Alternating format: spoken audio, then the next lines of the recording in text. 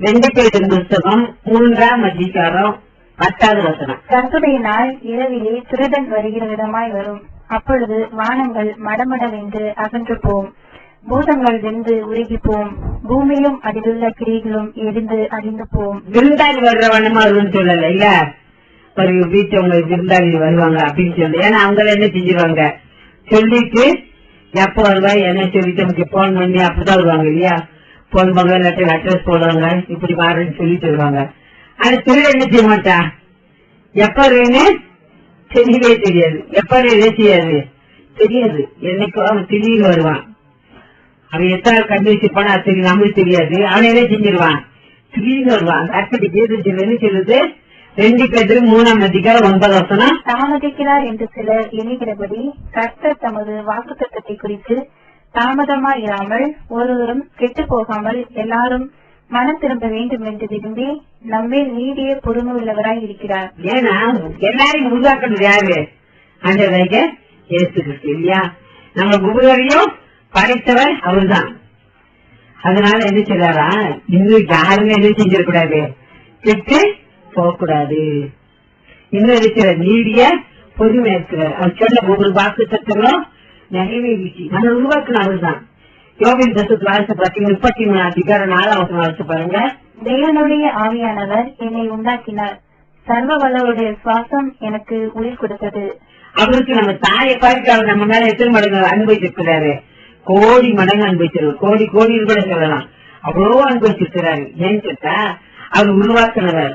ஒரு மகள் கூட கெட்டு போகக்கூடாது, ஒரு மகள் கூட கெட்டு போகக்கூடாதுன்னு சொல்லி எனக்கு மீடிய பொறுமையா ஒருவன் கெட்டு போகக்கூடாதுன்னு சொல்லி மீடிய பொறுமையா என்ன செய்வாரு. வாசிங்க 2 பேர் 3:9. தாமதிக்கிறார் என்று சிலர் எண்ணுகிறபடி கர்த்தர் தமது வாக்குத்தத்தத்தை குறித்து தாமதமாயிராமல் ஒருவரும் கெட்டு போகாமல் எல்லாரும் மனம் திரும்ப வேண்டும் என்று விரும்பி நம்மேல் நீடிய பொறுமை உள்ளவராய் இருக்கிறார். பாத்தீங்களா, ஒருத்தங்களை கெட்டு போக கூடாது, எல்லாரும் மனம் திரும்ப என்ன செய்யறாரு, விரும்பி நீடிய பொறுமையா இருக்கிறாரு. என்ன அவர் சொன்ன எல்லா வாக்கு திட்டங்களும் நிறைவேறிச்சு, எல்லா வாக்கு திட்டங்களும் நிறைவேறிச்சு. அவர் சொன்ன ஒவ்வொரு காரியங்களும் நிறைவேறிச்சு.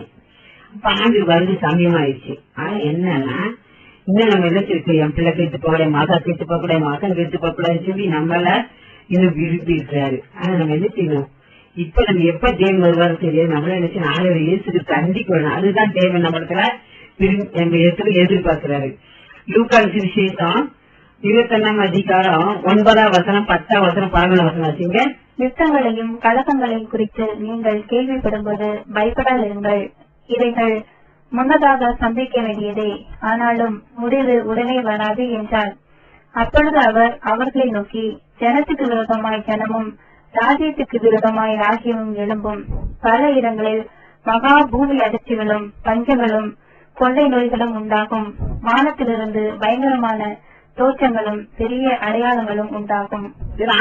வாக்குத்தத்தங்கள்லாம் நிறைவேற்றி. ஆனா என்ன செய்யறாரு, நம்ம ஒருத்தருமே கெட்டு போறது இன்னும் நீடி போடுவேன். இன்னைக்கு ஒரு நாள் கூட்டி கொடுக்குறார், என் மக மறந்துருச்சு, இன்னைக்கு ஒரு நாள் கூட்டி கொடு, மக மறந்து போயிட்டு அப்படின்னு சொல்லி நம்ம ஆண்டவரை இயேசுக்கு நீதி போயிடுவாரு. ஏன்னா நம்ம படைத்தார் அவரு தானே, நம்ம உண்டாக்கிறது யாரு, தேவை அது நம்ம உண்டாக்கி இருக்கிறாரு. அவர் இன்னும் பொறுமையா இருக்காரு.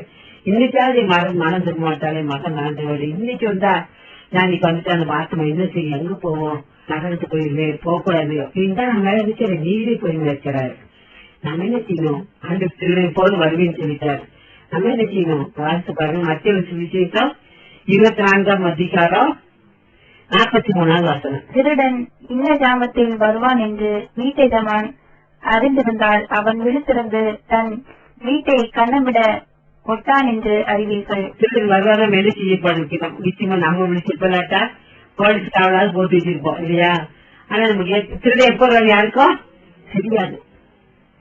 இப்ப நான் இயேசுக்கு வரப்போறாரு, அப்ப நம்ம திருடனிப்பாட வருவார். நம்ம என்ன செய்யணும், எப்பொழுதும் ஜெபம் பண்ணி விழித்திருக்கணும். அதான் லூக்கான் சுவிசேஷம் 21ஆம் அதிகாரம் 36ஆவது வசனம். ஆகையால் இனி சம்பவிக்க போகிற இவைகளுக்கெல்லாம் நீங்கள் தப்பி மனுஷகுமாரனுக்கு முன்பாக நிற்க பாத்திரவான்களாக எண்ணப்படுவதற்கு எப்பொழுதும் ஜெபம் பண்ணி விழித்திருங்கள் என்றார். நம்ம தெரியுமா, எப்பொழுதும் ஜெபம் பண்ணி விழித்திருக்கணும், ஜெபம் பண்ணிட்டே இருக்கணும்.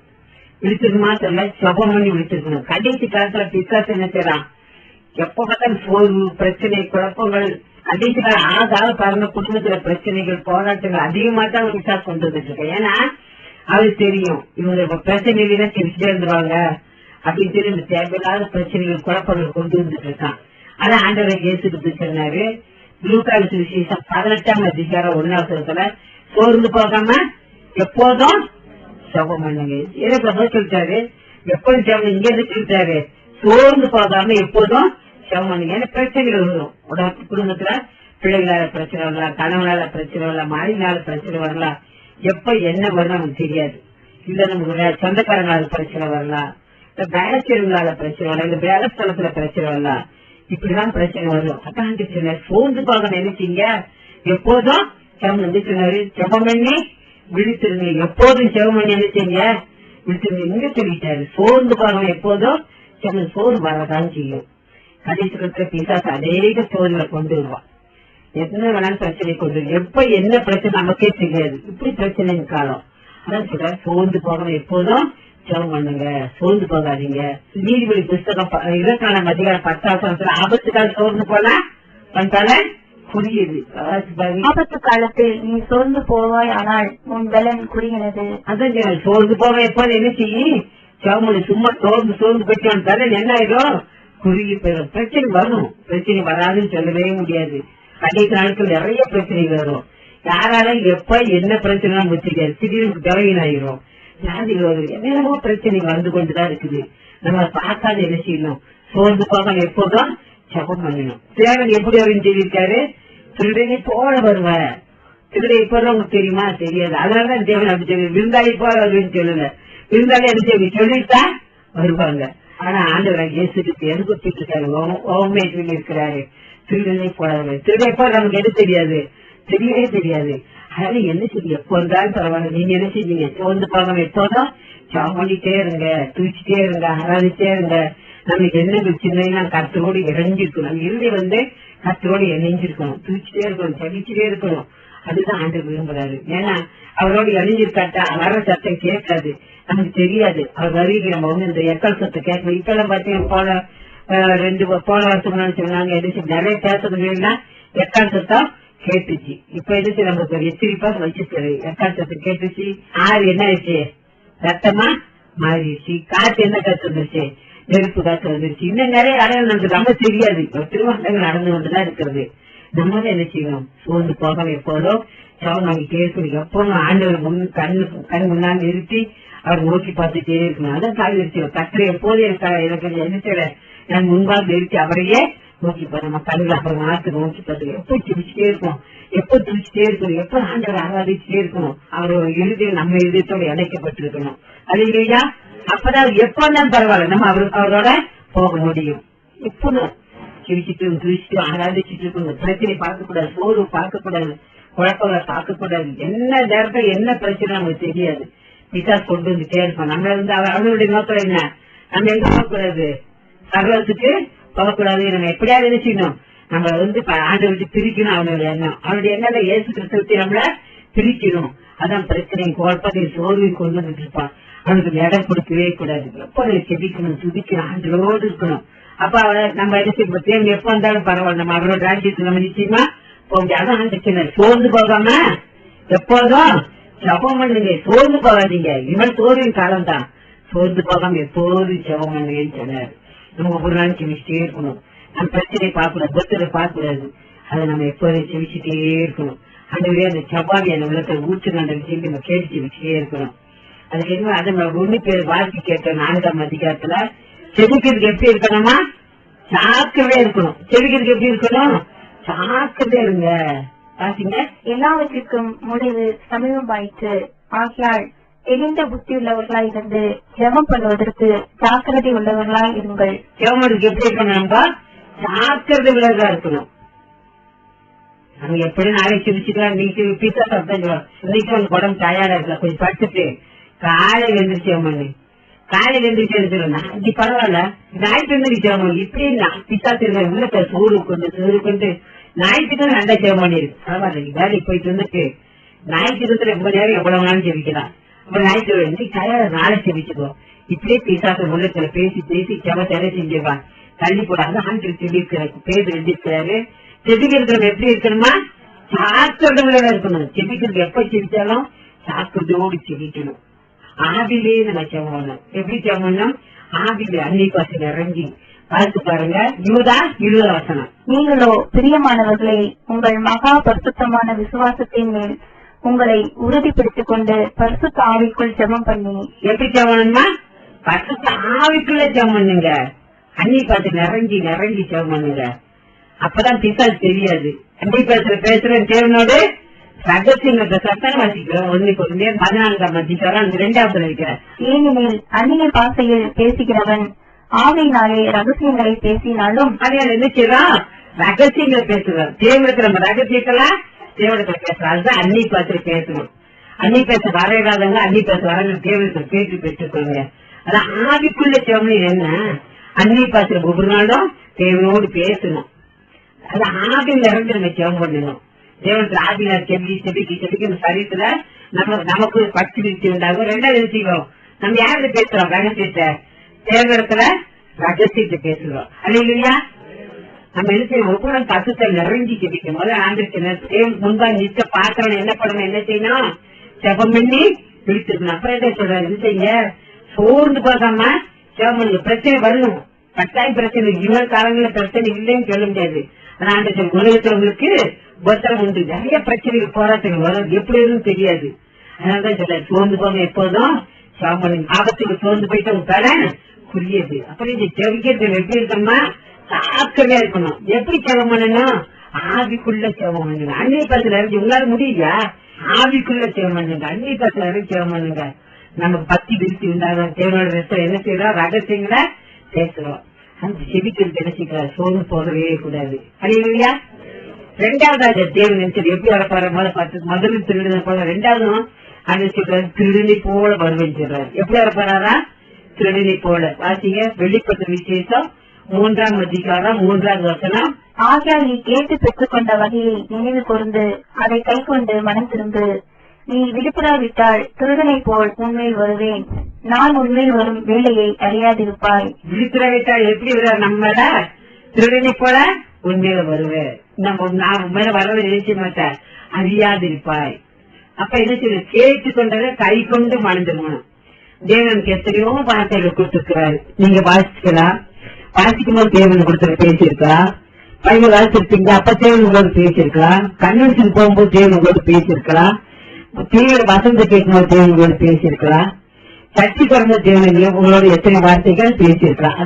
அதான் ஆண்டு சொல்றாரு, கேட்டு பெற்றுக் கொண்டு நினைத்து கை மனம் திரும்பி அதை என்ன செய்ய கைக்குள். மனதுல என்ன அர்த்தம்? மனதுல என்ன அர்த்தம் சொல்லுங்க பாக்கலாம். செய்த பாவத்தை என்ன செய்யக்கூடாது? செய்யக்கூடாது. கோபப்படுறேன்னு வச்சுக்கோங்க. அப்ப நாளைக்கு அதே கோபத்தை நான் மனம் திரும்ப இன்னும் ஆண்டு சொல்லணும். ஆண்டவரே என்னுடைய கோபத்தை எடுத்து போடுங்க. ஆண்டவரே நீங்க போய் சொல்றேன்னு வச்சுக்கோங்க. திருப்பி அதே பொய்யா சொல்லுங்க வச்சுக்கோங்க. அப்ப என்ன சொல்லு? இன்னும் நானே மனம் திரும்பல. இன்னும் மனம் திரும்பல. கசப்பு வெறுப்பு கோபத்தை வச்சுக்கிட்டு இன்னும் என்ன செய்யல? மனம் திரும்பல. ஆண்டு கேட்கணும். ஆண்டவரே நான் மனம் திரும்ப என்ன பத்தி வச்சீங்க? செய்த பாவத்தை தான் செஞ்சிட்டு இருக்கேன். ஆண்டவரே உங்களுக்குள்ள எனக்குள்ள காமிச்சிருங்க. ஆண்டவரே நான் பழைய சுபாவத்துக்கு மனம் திரும்ப. ஆண்டவரே என் குணங்கள் மாறணும். ஆண்டவரே என் சிந்தனைகள் மாறணும். அப்பா உன் பிரிவில்லாத காரியத்தை செய்யப்பட மணந்துருங்க. மணந்துருங்க எனக்கு வச்சீங்க. கேட்கும். கேட்டாதான் மனதில் உதவிச்சுவாரு. கேட்காம இருந்தா ஆண்டு சரி விருப்பங்களை விட்டுருவாரு. ஆண்டவரே நான் செய்த பாவத்தை விட்டு மணந்துருங்க ஐயா. நான் செய்ததே நீ செஞ்சிட்டு இருக்க. நான் மணந்துருங்க எனக்கு உதவி செய்யுங்க. என் பாவத்துல வெற்றி கொடுங்க. கேட்கணும். வெளிப்படுத்த ஆகையால் நீ கேட்டு பெற்றுக் கொண்ட வகையை நினைவு கூர்ந்து அதை கை கொண்டு மனம் திரும்பு. நீ விழித்திராவிட்டால் திருடனை போல் உண்மையில் வருவேன். நான் உண்மையில் வரும் வேலையை அறியாதிருப்பாய். பாத்தீங்களா? விழித்திராவிட்டால் திருடனை போல் உண்மையில் வருவேன். மறுநாளே என்ன செய்ய மாட்டார்? அறியாதிருப்பாய். மனதில் மட்டும் அறிய முடியாது. நான் எதிர மனதிருந்தேன். என்னென்ன காரியம் பைபிள் வாசிக்கலாம். கேட்டு பெற்றுக் கொண்ட நினைத்து மனம் திரும்பலாம். கை கொண்டு மனம் திரும்பணும். மனம் திரும்பாவிட்டா தேவன் வருகிற மனுஷன் அறிய முடியாது. நம்ம எதுல மனம் திரும்பணும்? எதெல்லாம் கத்து பிரிவுள்ள காரியம் மனதிற்கு கண்ணீரோடு மனத்தோடு அந்த நான் இதே நான் செஞ்சுட்டு இருக்கிறேன்ப்பா, என் வாழ்க்கை மாறலையே, என்னை மாற்றும் ஆண்டவரே, எனக்கு உங்க பிரிவான காரியம் எனக்குள்ள இருக்கப்பா, என் மாற்றுன்னு சொல்லி கண்ணீரோடு கேட்கும் போது தேவை நம்ம தரன் கொடுப்பா. மனம் திரும்ப வேண்டும், மனம் திரும்பணும். வெளிப்பட்ட விஷயத்துல சொல்றாரு 2ஆம் அதிகாரம் 5ஆம் வசனம், ஆகையால் நீ இந்த நிலைமையிலிருந்து விழுந்தாய் என்பதை நினைத்து மனம் திரும்பி ஆணியில் செய்த கிரியைகளை செய்வாயாக. இல்லாவிட்டால் நான் சீக்கிரமாய் உன்னிடத்தில் வந்து நீ மனம் திரும்பா பட்சத்தில் உன் விளக்கு தண்டை அதனிடத்திலிருந்து நீக்கி விடுவேன். பாத்தீங்களா, என்ன இடத்துல விழுந்த எங்க ஆண்டு பின்வாங்கணும்னு சொல்லி நினைச்சு என்ன செய்யணும், எங்க ஆண்டு பின்வாங்கணும், விழுந்தா எனக்கு ஆண்டவருக்கு எங்க பின்வாங்கணும், ஆண்டுக்கு எங்க அதுக்கு நம்ம செபிக்கவே முடிஞ்சிருக்காரு. நம்ம எங்க பின்வாங்கணுமா அந்த இடத்த நம்ம சரி செய்யாட்டா செபிக்க முடியாது. சொல்றாரு இன்னும் நிலை விழுந்தா என்று நினைச்சு என்ன செய்ய நான் திரும்பு லட்சம் தெரிஞ்சுவேன் விளக்கெஞ்சது சொல்ற தாவிராஜ தேவையும் விளக்கேற்றி கட்ட இருள வெளிச்சம் அது விளக்கு கட்டுத்தல விளக்கு கட்டுல விளக்கு அவர் நம்பிட்டு எடுத்துட்டு போட்டான்னு வச்சுக்கோங்க, உலகத்துக்கு வாழ்ந்த பிரயோஜனமே இல்லை இல்லையா.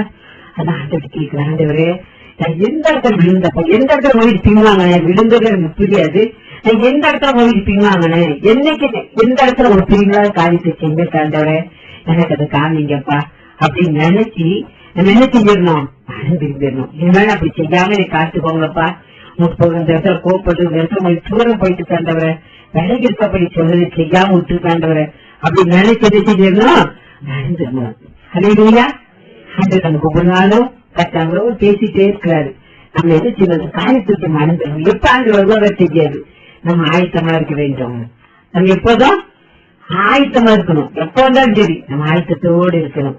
வெளிப்பட்ட விசேஷம் 2ஆம் அதிகாரம் 16ஆவது வசனம், நீ மனம் திரும்பு, இல்லாவிட்டால் நான் சீக்கிரமாய் உன்னிடத்தில் வந்து என் வாயின் பட்டயத்தால் அவர்களோட யுத்தம் பண்ணுவேன். வாயின் பட்டை எது குறிக்குது, தேவனுடைய வார்த்தை.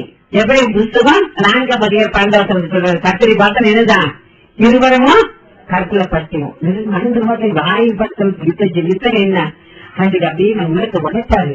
பசங்க பேசிட்டே இருக்கும், இப்படி செஞ்சுட்டு இப்படி செஞ்சுட்டு இப்படி செஞ்சுட்டு இருப்பாரு.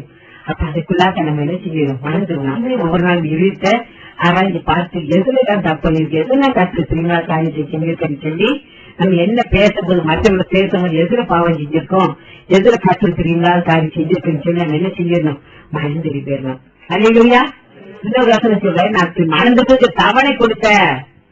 ஆனா நீங்க என்ன செய்யறதுல மறந்து எத்தனையோ நமக்கு தவணை கொடுக்கறாரா இல்லையா, ஒவ்வொரு நாள் நமக்கு தவணை கொடுத்துட்டே இருக்காரு. வாழ்த்து வெளிப்படுத்துறது 2ஆம் அதிகாரம் 20 சொல்றாரு, அவள் மனம் திரும்பும்படியாய் அவளுக்கு தவணை கொடுத்தேன். ஒவ்வொரு நாள் தவணை கொடுத்துட்டே இருக்கிறாரு. சொல்லிட்டு உடனே ஆண்டவர் வரல, என்ன செய்யறாரு, நமக்கு ஒவ்வொரு நாளும் தவணை கொடுக்கிறாரு. நாட்களை கொடுக்கிறாரு, நேரத்தை கொடுக்கிறாரு, காலங்களை கொடுக்கிறாரு. நம்ம என்ன செய்யறோம், இன்னும் திரும்பாம இருக்கோம். இன்னைக்கு ஆண்டவர்கிட்ட கேட்கணும், ஆண்டவரே நம்ம மறந்துடணும் ஐயா, எதுலேருந்து நம்ம மறந்துடணும், என்னென்ன காரியம் திருவிழா காரியம் எனக்குள்ள இருக்கு, என்னை காரணம் ஆண்டவரே எனக்குள்ள வாங்க.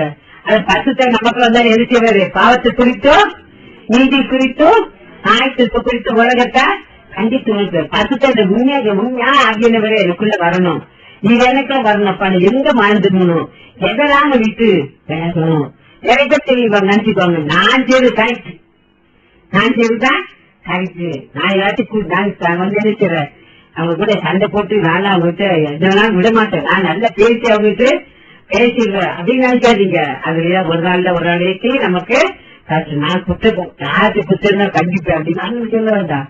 நம்ம கரெக்டா இருக்கும், நம்ம பாத்துக்கணும் பெஸ்ட் இல்லையா, நம்மளை பார்த்து மற்றவங்களை பார்த்து நம்மளை விட்டுக்கூடாது இல்லையா, அப்படித்தானே அப்படித்தானே. இப்ப என்னவே நான் பார்க்காம மற்றவங்களுக்கு ஒரே நான் பார்த்து வச்சுக்கோங்க, என் நாத்துல எங்களுக்கு எனக்கு தெரியாது இல்ல, அதனால நம்மளே நம்ம பார்த்து நம்ம சரி பண்ணிக்கணும். ஹல்லேலூயா ஹல்லேலூயா.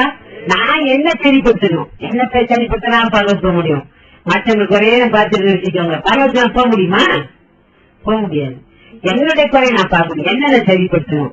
கடைசியில சொல்றாரு, இங்க சொல்றாரு மறந்துருங்க, மனதா இருந்தா மறந்துருங்க. சரியா 4 1 பாருங்க, இஸ்ரவேலே நீ திரும்புகிறதற்கு மனதா இருந்தால் உன்னிடத்தில் திரும்பு என்று கர்த்தர் சொல்கிறார். என்னோட ராஜ்யத்துக்கு வரணும்னு மனதா இருந்தா நீ திரும்பு. அந்த ஒரு நிமிஷம் கூட வாழ்கிறது கடினம், பச்சை பாடினாரு, ஒரு நிமிஷம் கூட கத்துக்கு திரும்பி அந்த உலகத்துல வாழ்கிறது கடினம். இது அப்படித்தானே, இந்த உலகத்துல என்ன இருந்தாலும் எல்லாம் இல்லாம போல வாழ்ந்துடலாம். ஆனா கர்த்தருடைய நிச்சய உலகத்துல வாழவே முடியாது. அம்மா இல்ல, அப்பா இல்ல, குழப்பம் யாருமே இல்ல, கண் பார்வையும் இல்ல. அப்படின்னா கூட ஏச பையன் வாழ வச்சிருக்கிறாரு. ஆனா கர்த்தருடைய இந்த உலகத்துல ஒரு நிமிஷம் கூட வாழவே முடியாது. கர்த்தர் எப்படி திருடனை போல வரப்போறாரு. நம்ம என்ன செய்யணும்? முதலாவது என்ன செய்யணும்? செவிச்சு செபத்துல விழிச்சிருக்கணும். சிரிக்க சாக்கரையா இருக்கணும். பஸ்ல நிறைய சிரிக்கணும். சோர்ந்து போகாம செவிக்கணும். ரெண்டாவது என்ன செய்யணும்? நம்ம செய்த பாவத்தை விட்டு மறந்துருக்கணும். சட்டம் பரவாயில்ல வச்சு நினைக்க முடியாது, போகவே முடியாது. மூன்றாவது கர்த்தர் வேதம் சொல்லுகிறது 1 புத்தகம் 5ஆம் அதிகாரம் 2வது வசனம். இரவிலே திருடன் வருகிற விதமாய் கர்த்தருடைய நாள் வரும் என்று நீங்களே நன்றாய் அறிந்திருக்கிறீர்கள். சொல்றாரு, திருடன் வருகிறவங்க அதுவும். அப்ப நாம என்ன செய்யணும்? தெரிந்தவரா இருக்கணும். 6ஆம் வசனம் வசங்க 1 5ஆம் அதிகாரம் 6ஆம் வசனம். ஆகையால் மற்றவர்கள் தூங்குகிறது போல நாம் தூங்காமல் விழித்துக் கொண்டு தெரிந்தவர்களாய் இருக்க கடவோம். மற்றவங்க தூங்குறது போல நினைச்சுக்கிறாரு, தூங்கவே கூடாது. மற்றவங்க தூங்குவாங்க, நம்ம அப்படி தூங்கக்கூடாது. நம்ம இருந்தெல்லாம் தேவனோடு இணைந்து இருக்கணும். ஒவ்வொரு நாளும் நம்மளே ஆய்ச்சப்படும் மற்ற மக்களுக்காகவும் நம்ம ஒவ்வொரு நாளும் ஜெபித்துக் கொண்டே இருக்கணும். நம்ம மற்றவங்க தூங்குறாங்க, நம்மளுடைய மற்றவங்க வேலை செய்து அழுத்து போய் தூங்குவாங்க. நம்ம தூங்கக்கூடாது. நமக்கு ஆண்டு நிறைய பொறுப்பு கொடுத்திருக்கிறாரு. தூங்குனா வெளிச்சு கத்து வரைக்கும் நம்ம ஆயத்தமா இருக்க முடியாது. அதை தெரிந்தவர்கள். ஆகையால் மற்றவர்கள் தூங்குகிறது போல நாம் தூங்காமல் விழித்துக் கொண்டு தெரிந்தவர்களாய் இருக்க கடவோம். தெரிந்தவர்கள் இருக்கும். குழம்பிட்டே வச்சுக்கோங்க. கத்து வரியும் சத்து நமக்கு கேட்காது. குழப்பம் சோர்வு, குழப்பத்து மேல குழப்பம், சோர்வு மேல சோர்வு வந்துச்சு வச்சுக்கோங்களேன். நம்ம எங்க இருக்கோம் என்னன்னு நமக்கே தெரியாது. குழம்பி என்னைக்கு நமக்கே தெரியாது. சொல்றாங்கல்ல, குழம்பிட்டு பாருங்க. குழம்புல உப்பு போட பாய்ச்சி எதை தூக்கி போட்ட? சர்க்கரை போட்டு. எத்தனை பேரு குழம்புல உப்பு போட்டு என்ன போட்டுறாங்களா? சர்க்கரை போட. ரொம்ப குழப்பங்க, ரொம்ப கவலை. அதனால நினைச்சிட்டேன், உப்பு போட பார்த்து உப்பு போட வச்சுட்டு சர்க்கரை போட்டுருவாங்க. காய்ச்சல் நிறைய பேர் உப்பு போட்டுருக்காங்க. காய்ச்சல் எது செய்வோம்? குழம்பிட்டு எண்ணத்தை போட்டுருவாங்க, சர்க்கரை போட்டு பாருங்க, உப்பு போட்டுருவாங்க. அதுதான் தெரிந்தவர்களா இருங்க. குழம்பாத. பிரச்சனை வரும், போராட்டம் வரும். சாப்பிட்டு எத்தனை சொல்லிட்டு இருப்போம்? யோசிச்சு பாருங்க. தெரிந்தவர்களா இருக்க வேண்டும். ஆண்டவரை கேட்கணும், ஆண்டவரே தெளிவை தாரு சுவாமி, குழப்பம் வரக்கூடாது. ஆண்டவரே இறைத்துவர் என்ன செஞ்சாரு? புத்தி தெரிஞ்சப்ப என்ன செஞ்சாரு? எங்க கதப்பை எங்க அப்பாட்ட போவேன். நான் ஏன் படிச்சா இருக்கேன்? எங்க அப்பாட்டு எத்தனையோ சாப்பாடு இருக்கு, பூர்க்கே சாப்பாடா நான் போறேன்னு சொல்லி புத்தி தெரிஞ்சப்பதான் அப்பாடு கொண்டு என்ன வந்துச்சு. அதே போல அருமையான சகோதரர், நம்ம வாழ்க்கையில தெளி வரணும். நான் கத்திர தேடுவேன், எனக்கு உலகம் வேண்டாம். ஏசுதான் ஏசுகிட்ட வாழ்ந்தாதான் பகலுக்கு போக முடியும். இந்த உலகத்தை எத்தனை நாள் வாழ்ந்தாலும் ஒரு நாள் உலகம் நம்ம என்ன செய்யறோம்? கைவிடும். உலகத்துல கோடி பணம் இருந்தாலும், கோடி படிப்பு, நம்ம படிப்பு பட்டம் எல்லாமே இருந்தாலும் என்ன செய்யணும்? காண்ட வாழ்க்கை பெருமையான வாழ்க்கை. அதுக்கு நமக்கு தெளி வர வேண்டும். ஏசுகிட்டு வாழ முடியாதுங்கிற உள்ளத்துல ஒரு தெளி வரணும். நம்ம குழம்பு இருந்தோம்னா ஒண்ணுமே தெரியாது. அதனால அந்த உள்ளத்திற்கு குழப்பக்கூடாது தானே. தெளிவை தாரு அப்படின்னு சொல்லி 2 தீமோத்தேயு புத்தகம் 4ஆம் அதிகாரம் 5வது வசனம். நீயோ எல்லாவற்றிலும் மன தெளிவுடனா இரு. மனசுல ஒரு தெளிவு இருக்கணும். தெளிவுல என்ன நினைச்சிட்டு இருந்தோம் கேட்கிறாரு. மன தெளிவுனா மனசுல ஒரு தெளிவு இருக்கா? மனசு குழம்பிட்டே இருக்கீங்களா? மனசு எங்க இருக்கு? தெளிவுல இருந்தா மனசுதான் மிக மிக மிக அவசியம். கேட்கிறாண்டவரே, எனக்கு மனசுல தெளிவை தாருமாப்பா. தெளிவிலான அப்ப நான் சோர்ந்து போயிடுறேன். தெளிவிலான செவிக்க முடியல. தெளிவிலான பாவத்தை விட்டு விலக முடியல. மனசுல ஒரு தெளிவை தாரும். மனதில் தெளிவை தாருன்றவரே, நான் மனதில் தெளிவு ஆண்டவரே, மன தெளிவை தாருன்னு சொல்லி கேட்கணும். இல்லையா? மன தெளிவுதான் மிக மிக அவசியம். எனக்கு மன தெளிவை தாரு. எவ்வளவு தெளிவில்லாம இருக்கிறப்பா, என் வாழ்க்கையில் ஒரு தெளிவை தாரும். 2 தீமோத்தேயு புத்தகம் 1ஆம் அதிகாரம் 7ஆம் வசனம். பாய்படாது எப்படாம பலமும் அன்பும் தெளிந்த புத்தினாவை கொடுத்திருக்காரு. பாத்தீங்க, தேவன் நமக்கு பயமுள்ள ஆவியை கொடாமல் பலமும் அன்பும் தெளிந்த புத்தியுள்ள ஆவியை கொடுத்திருக்கிறார். தேவன் என்ன ஆவியை கொடுத்திருக்காரு? நமக்கு தெளிந்த புத்தினாவை கொடுத்திருக்காரு. ஆண்டவரே எனக்கு தெளிந்த புத்தினாவை தரும். பசுத்த வரணும். பசுத்தை வந்தாதான் நமக்கு குழப்பத்துக்கு ஒரு முடிவு உண்டு. பசுத்தை நமக்குள்ள இருந்து வச்சுக்கோங்க. நம்ம ஒவ்வொரு நாள் குழம்பி சோர்ந்து போய் ஆண்டவருக்கே பிரிஞ்சுவோம். நம்ம எப்ப விலகுன்னு நமக்கு தெரியாது. பசுத்தாவியர் இல்லாட்டா நம்ம எழுதிருக்கோம் குழம்பி குழம்பி குழம்பி குழம்பி குழம்பி. சரி, பசுத்தான அபிஷேகத்தை பெற்றப்பறம் நம்ம பசுத்தாவி இழக்கிறதுக்கு ஒரு காரணம் இருக்கா இல்லையா? நான் அபிஷேகத்தை எப்படியே பெற்றுட்டேனே அப்படின்னு நினைக்காதீங்க. நம்ம குழம்பி ஆடு செதிக்காம துதிக்காம இருந்தா என்ன செஞ்சிருவோம்? பசுத்தை நம்ம விட்டு விலகிடுவாரு. அப்படித்தானே? 1 Thessalonians புத்தகம் 5ஆம் அதிகாரம் 19 வாசிங்க. ஆவியை அழித்து போடாதிருங்கள். அழித்து போடுறதுக்கு வழி இருக்குது. என்ன செய்யக்கூடாது? பசுத்தை நிறைஞ்சிட்டே இருக்கணும். அபிஷேகம் நிறைய விட்டுட்டீங்கன்னு சொன்னா ஆவி அழித்து போட்டுருவீங்க. சவுல் பசுத்தாவியை பெற்று தீர்க்க தரிசனம் சொல்லி வேற மனுஷனாக மாறினார். சவுல் என்ன செஞ்சாரு? பசுத்தை அபிஷேகத்தை பெற்று என்ன செஞ்சாரா?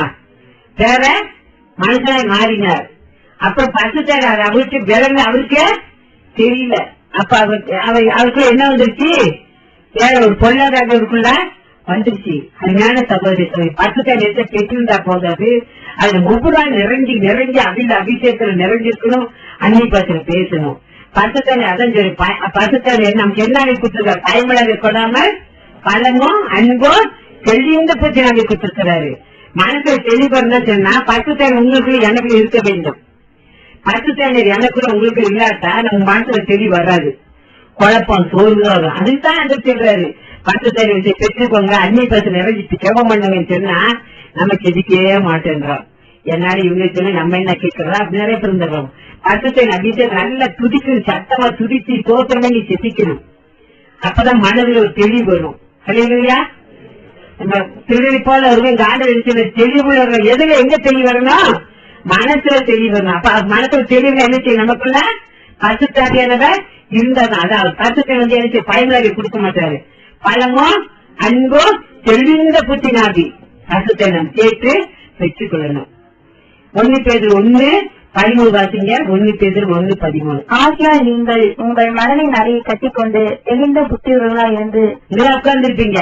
என்னடா கறிக்குளம் வைக்கணும், எவ்வளவு நேரம் ஆகுது, என்னடா அங்கு பார்க்கிட்டு போகணும், துணி வாங்கணும், எத்தனை உள்ள அலமருது. அதான் சொல்றாரு உங்க மனதை அறைய என்ன செய்யுங்க? கட்டுங்க. கட்டி எப்படி செய்யுங்க? தெளிந்தவங்க கட்டல் திருடனை போல வரப்போறாரு. நம்ம மனசுல தெளிவு வர வேண்டும். மனதை கட்டணும், மனதை அறைய கட்டணும். பிரயோஜனமே கிடையாது. மனதை அறைய கட்டிக்கொண்டு தெளிந்தவர்களாக மனதை அங்கங்க அலமராடாதீங்க. மனசு அங்கங்க அடைப்பாய விடாதீங்க. மனசு அங்கெல்லாம் அடைப்பாயிருக்கும். அந்த மனது அறைய கட்டணும். நம்ம என்ன செய்யணும்? தெளிந்தவர்களா இருக்கும். அப்பதான் கட்டு வரைக்கும் நம்ம போக முடியும். முதல்ல என்ன செய்யணும்? எப்போதும் ஜெபமணி விழித்திருக்கணும். 2வது மன திரும்பணும். நம்ம எதெல்லாம் செஞ்ச பாவத்தை செஞ்சுட்டு இருக்கோம், மணி கேட்க திரும்ப அதை செய்யறோம். அது வந்து மனம் திரும்ப கட்டுரை திரும்ப நமக்கு வேணும். மனம் திரும்பணும். மனம் திரும்ப பரவாயில்ல போகவே முடியாது. 3வதாக தெளிவுல என்ன தெளிவு இருக்கணும்? மனசுல. அப்ப எப்ப மனசுல தெளிவு வரும்? பசுத்தாவியானத நமக்குள்ள இருக்கணும். அப்பதான் மழையை கட்டி கொண்டு தெளிந்தவரா இருக்கிறது. 4வது கடைசியை சொல்றாரு வெளிப்பட்ட விசேஷம் 16ஆம் அதிகாரம் 15வது வசனம். இதோ திருடனை போல் வருகிறேன், தன் மானம் காணப்படத்தக்கதாக நிர்வாணமாய் நடமாடபடிக்கு விழித்துக் கொண்டு தன் வஸ்திரங்களை காத்துக் கொள்கிறவன் பாக்கியவான். பத்தில என்ன செய்யணும்? தன் மானம் காணப்படாத குடிக்க என்ன செய்யணும்? விழித்துக் கொண்டு தன் வஸ்திரங்களை காத்துக் கொள்கிறான் பாக்கியவான். வஸ்திரங்களை என்ன செய்யணும்? காத்துக் கொள்ளணும். வஸ்திரங்களை காத்துக் கொள்ளணும். ஏன்னா வஸ்திரம் விழித்துக்காக நம்ம நம்ம வாழ்க்கையில விழிச்சு பாருங்க சார். நம்ம சேலை சரியான மாதிரி பார்க்காம அழுக்குல உட்காந்துட்டு கரை போடுறது இல்ல இல்லையா? உலகப்புறமா கரை போடுறது இல்லை. எங்காவது நம்ம பார்க்காம சரியில்லாம உட்காந்தா கரை போடு ஒட்டிச்சு, எண்ணெய் கரை ஒட்டிச்சு, என்னமோ சொல்றோம் இல்லையா? அப்போ நமக்கு ஆண்டவர் கொடுத்த வஸ்திரம் நிறைய வஸ்திரம் இருக்கு. என்ன வஸ்திரம்? ரட்சிப்பின் வஸ்திரம், உயர்ந்த வஸ்திரம், சிறந்த வஸ்திரம், கல்யாண வஸ்திரம், பின் வஸ்திரம், அலங்கார வஸ்திரம், பிரகாச வெள்ளி வஸ்திரம். தேவன் வரும்போது வஸ்திரத்தை காத்துக் கொள்ள வேண்டும். தேவன் நமக்கு என்னென்ன வஸ்திரம் கொடுத்திருக்காரோ அதை நம்ம என்ன செய்ய வேண்டும்? காத்துக் கொள்ள வேண்டும். யூதா 23 பாருங்க. யூதா 23. மாம்சத்தால் கரைப்பட்டிருக்கிற வஸ்திரத்தையும் வெறுத்து தள்ளுங்கள். அந்த மாம்சத்தால் கரைப்பட்ட வஸ்திரத்தை நம்மளை வெறுத்து தள்ளிப்போம். இந்த பாடம் எனக்கு வேண்டாம். நம்ம வெறுக்கணும். வெறுத்தாதான் நம்ம விட்டு போகும். அதே இல்லையா? எப்ப மாம்சத்தால் கரைப்படும் சொன்னா ரோமர்கள் நிறுவனம் 8ஆம் அதிகாரம் 8ஆம் வசனம். மாம்சத்துக்குட்பட்டவர்கள் தேவனுக்கு பிரியமா இருக்க மாட்டார்கள். இது வாங்கணும், அது வாங்கணும், அந்த என்னவே நமக்கு வந்து செய்ய மாட்டான். தேவனுக்கு பிரியமா இருக்க முடியாது. போய் சேலஞ்ச் அந்த படம் அவங்க ஆடிட்டாங்க, நம்ம கட்டாயம் வாங்கியே ஆகணும்.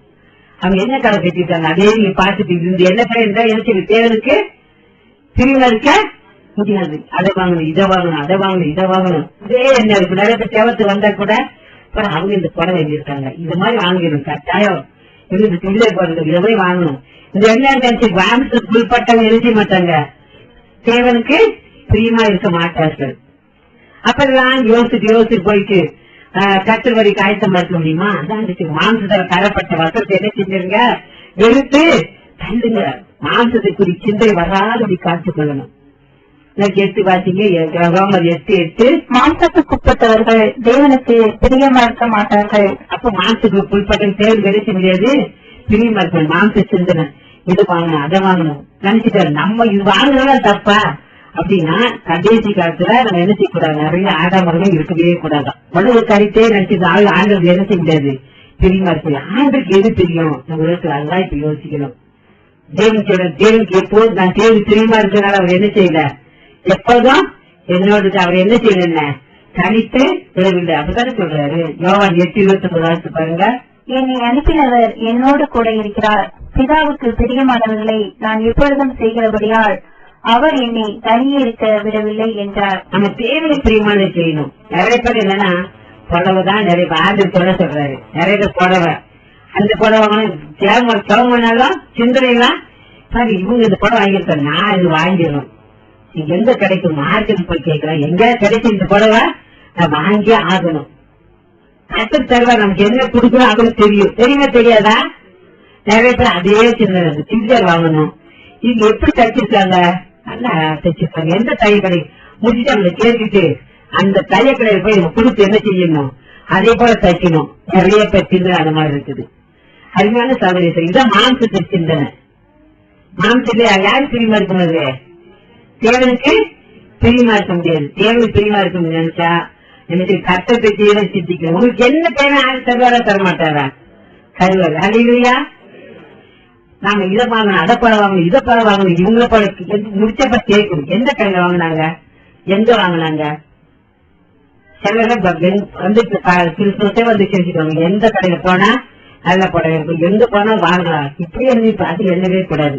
கட்டம் கட்டாயம் தருவாரு. மாம்சத்தால் கரைப்பட்டிருக்கிற வஸ்திரத்தையும் வெறுத்து தள்ளுங்கள். மாம்சத்தால் எண்ணத்தால் சின்ன கரைப்பட்டிருக்கிற வஸ்திரத்தை என்ன செய்யணும், வெறுத்து தள்ளணும். அல்லேலூயா. அதங்க சொல்றாரு சகரியான் புஸ்தகம் 3ஆம் அதிகாரம் 1ஆம் வசனம். அவர் பிரதான ஆசாரியனாகிய யோசுவாவை எனக்கு காண்பித்தார். அவர் கர்த்தருடைய தூதனுக்கு முன்பாக நின்றான். சாத்தான் அவனுக்கு விரோதம் செய்ய அவன் வலது பக்கத்திலே நின்றான். நம்ம தர்சனம் பார்த்து ஆனால் பருவத் போல நினைச்சிடக்கூடாது. பாருங்க நினைச்சிருக்காரு, எங்க நிக்கிறாரு, கர்த்தருடைய தூதன் கொண்டாலும் நிக்கிறாரு. பெரிய ஆசிரியர், நல்ல ஊழியர், நல்ல ஒரு வல்லமையான ஊழியர். எங்க போய் நிக்கிறாரா, கர்த்தருடைய தூதன் மேல நிக்கிறார். சாத்தான் அவனுக்கு விரோதம் செய்ய அவங்களுடைய பரங்கத்துல நிக்கிறாங்க. பாருங்க யோசா வந்து அங்க நிக்கிறாரு, அவருக்கு தூதன் தான் நிக்கிறாரு.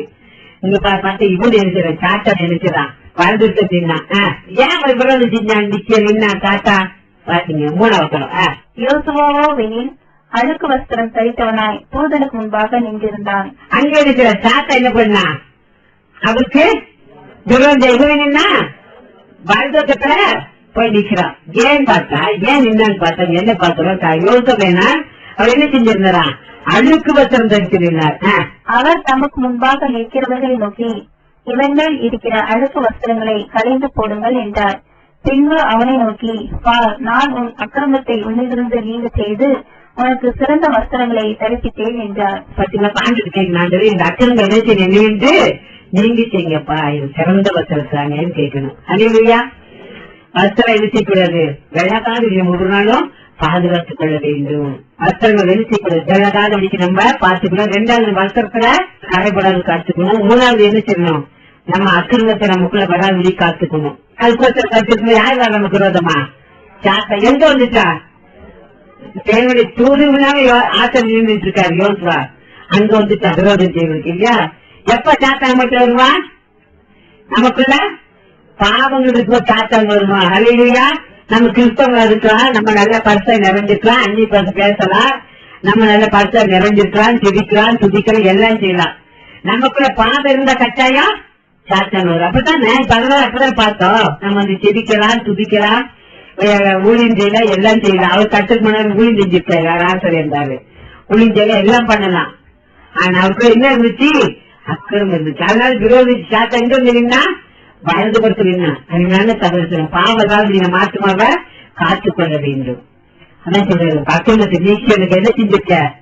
சிறந்த இருக்கவனுக்கு தடுப்பித்தேன்னு ஆண்டுச்சுன நம்ம பாவங்களை ஆண்டுட்டு மன்னிப்பு கேட்டு ஆண்டவரே பாவங்கள் அக்கிரங்கள் எல்லாவற்றையும் நீக்க என்ன செய்ய எனக்கு சிறந்த வருஷத்தை எனக்கு தடுப்பிக்கணும்னு நம்ம ஆண்டவர் கேட்கணும். அல்லேலூயா. வெளிப்பட்ட விசேஷம் 3ஆம் அதிகாரம் 4ஆம் வசனம். ஆனாலும் தங்கள் வஸ்திரங்களை அசுசிப்படுத்தாத சில பேர் சர்தையிலையும் உனக்குண்டு. அவர்கள் பாத்திரவான்களானபடியால் பெண் வஸ்திரம் தரித்து என்னோடு கூட நடப்பார்கள். ஆண்டவரே நான் வெண் வஸ்திரம் தரித்து உங்களோடு நடக்கணும். ஆண்டவரே அந்த ஆசாரி யோசனை என்ன செஞ்சாரு? அழுக்கு வஸ்திரம் தரிச்சிருந்தாருப்பா. இன்னைக்கு என்னோட அக்கிரமத்தை நீக்கி போய் நம்மளோட ஆசாரியர் தான் இல்லையா? நம்ம ஆசாரியரே இல்லையா?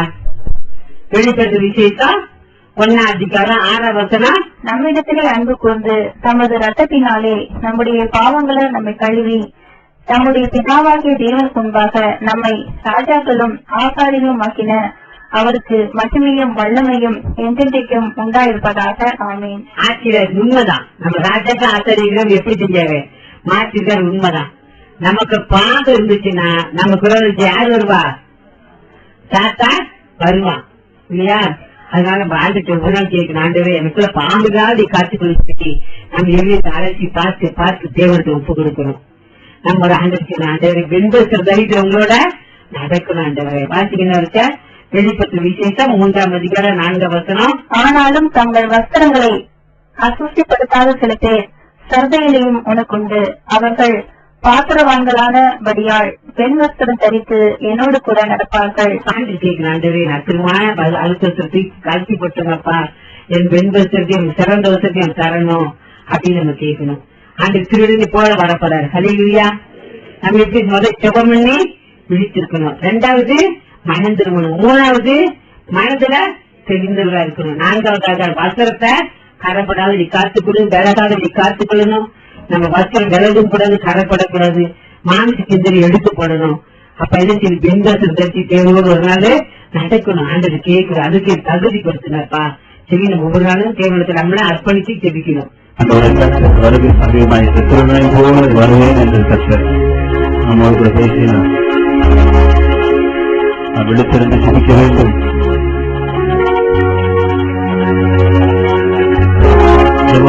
தாக்கல் இருக்க வேண்டும். இதெல்லாம் சொன்னான் கேட்க அல்லவா? பரிசுத்தாவுக்கு நிரம்பி ஜெபிக்க வேண்டும். கர்த்தர் மனம் கொண்டு நமக்கு தருணங்களை கொடுக்கிறார். மனம் திரும்ப அந்த பற்றி செய்கிறான். ஆண்டவரை கர்த்தர் அதை கண்டிக்கிறார். இன்றைக்கு செல்வோம், ஆண்டவரே இதோ மனம் திரும்பி வரை அர்ப்பணம் செய்கிறேன், என்னை மாற்றும் ஆண்டவரே என்று கேட்போமா? அது மாத்திரமல்ல, எல்லா சூழ்நிலையும் மனம் குழம்பாதபடிக்கு சோர்ந்து போன பிடிக்கும். மன செறிவுகளெல்லாம் இருக்க தெளிந்த புத்தியுள்ள ஆவியனுக்கு தாழ்மாண்டவரை என்று சொல்லிக்கிறோம் பண்ணுவோம். கடைசியாக கர்த்தர் நம் கொடுத்திருக்கிற வஸ்திரங்களை வெண் வஸ்திரங்களை நாம் பார்த்துக்கொண்டே நம்ம ஜெபம் பண்ணுவோம். தேங்க்யூ. எல்லா வாய்ப்பரும் நேரடியாக பார்த்துக்கொண்ட நீங்களும் ஜெபமணி கொடுத்து போறோம்.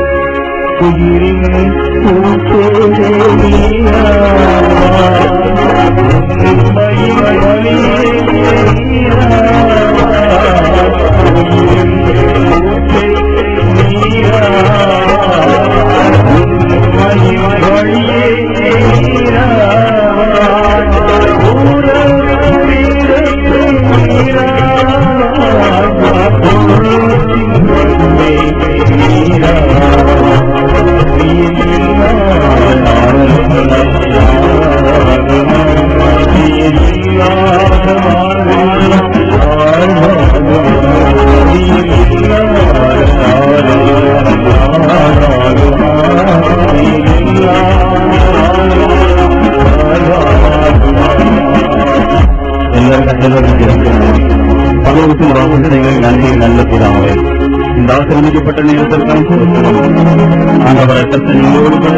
வார்த்தை மூலமாக பேசுகிறேன். நாங்கள் ஒவ்வொரு நாள் விழித்திருந்து நாங்கள் பரிசுத்தாவுக்கு நிரம்பி யாத்திரையோடு ஜெபிக்க எனக்கு உதவி ஆரமாகவரே அப்ப முழுமனதோடு அலசி பார்த்து உங்களிடத்துல ஆண்டவரே ஒப்புரவாங்க உங்களிடத்துல சந்திரிக்கை அர்ப்பணம் சொல்கிறோம். ஆண்டவரே ஒவ்வொரு நாளும் நாங்கள் எங்கள் வஸ்திரத்தை காத்துக் கொள்ளக்கூடிய ஒரு நல்ல இருதயத்தை எங்களுக்கு தாயும். ஆண்டவரே எப்பொழுது மனத்தெளிவுகளாக இருக்க தெளிந்த புத்தியுள்ள பரிசுத்தாக அபிஷேகத்தை எல்லாமே கத்தர் ஊற்றும்படியாக நாங்கள் ஜெபிக்கிறோம்.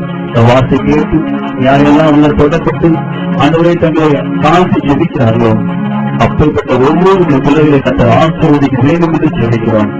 இங்க வந்திருக்கிற பிள்ளைகள் எல்லாரையும் ஆசீர்வதிங்க. நல்ல சுகத்தையும் நல்ல பலத்தையும் நல்ல செழிப்பையும் நல்ல ஐஸ்வர்யத்தையும் ரட்சிப்பையும் பிள்ளைகள் கற்றுக் கொடுக்கிறாங்க. வருகைக்கு ஆயத்தமாக்கும். ஆண்டவரே குரல் கூட சோர்ந்து போய் விடுகிறாங்க. சோர்ந்து போகாம எப்பொழுதும் சுகம் பண்ணி துணிக்கிறோம். யாருக்கும் பின்மாற்றம் வராதபடிக்கு காத்துக்கொள்ளும். அவர்களுக்கு நலத்துக்கு மொழியே செல்லவும். அவன் ஆதிகார சபைக்கு உனது சமாதானம் பெற்று பக்தியை கிடையாது. பரிசுத்தாவின் ஆதரவோடு கர்த்தருக்கு பயப்படும் நடந்து பெரிய வரலாம். பிள்ளைகள் அப்படி ஆசீர்வாதமாக எனக்கு தெரிவித்தார். நேரடியாக நிகழ்ச்சியை யாரெல்லாம் வீடுகளை பார்த்துக் கொண்டிருக்கிறாங்க பிள்ளைகள் ஒவ்வொருவரையும் மனதிற்கு ஆசீர்வதிக்கிறாங்க. இறங்குவதாக என்று நாங்கள் செபிக்கிறோம். ஆண்டவர் குறைக்கு தன்னை பொறுத்து புதிக்கான மனிதனாக செலுத்துகிறோம். இயேசு கிறிஸ்து நினைத்த நாமத்தில் தாழ்மையை செலுத்துகின்ற அன்பின் நல்ல பிதாவே என் ஆத்மாவை கத்தரை ஸ்தோத்திரம். என் முழுவதுமே கத்தரி பரிசுத்த நாமத்தை ஸ்தோத்திரம். என் ஆத்மாவை கத்தரை ஸ்தோத்திரம். கர்த்தர் செய்த சகல உபகாரங்கள் மறவாதே. ஆமாம். அந்த கத்தராக இயேசு கிறிஸ்துவின் கிருபையும் பிதாவாகிய தேவனுடைய அன்பும் பரிசுத்தாவின் நிலையிடத்திலும் இன்றும் என்றும் சதா காலமும் ஆண்டவராக இயேசு கிறிஸ்து வருகை செய்யணும். நம் அனைவரோடு நீடித்து நிலைத்திருப்பதாக. Hallelujah, hallelujah, hallelujah.